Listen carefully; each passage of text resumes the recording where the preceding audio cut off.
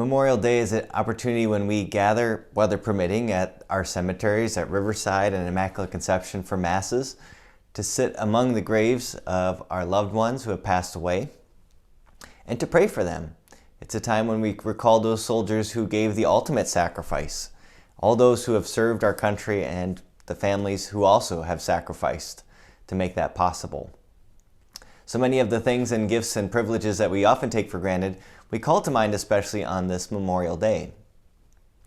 And I also got me thinking about, with our reading last Friday, about that great tradition of the tomb of the unknown soldier.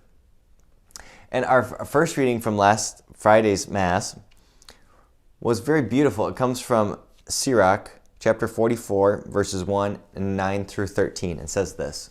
Think of the sort of tomb of the unknown soldier as you read this.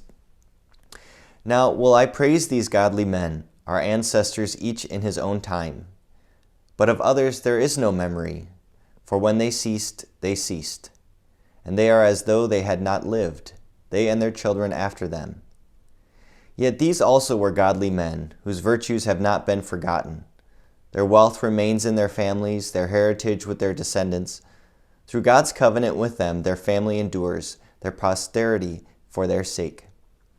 And for all time, their progeny will endure. Their glory will never be blotted out.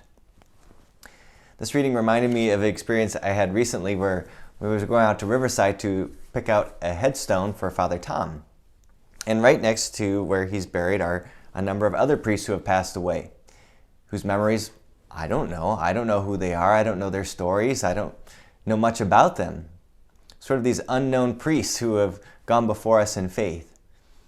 And when we think about it in relation to Memorial Day, there are so many who have gone before us in faith who we don't know their story. Our own faith is the fruit of the sacrifices that others have made in their faith.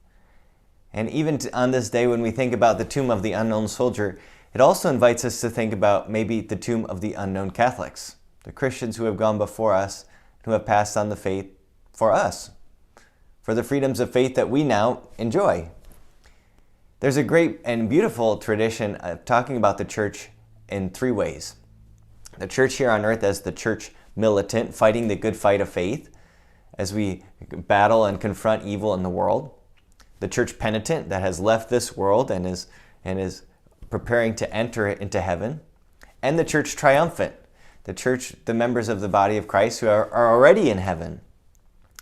And I think it's important for us to remember on this Memorial Day that we not only mourn as people here below, but our parish and our family of faith also has members who are already in heaven.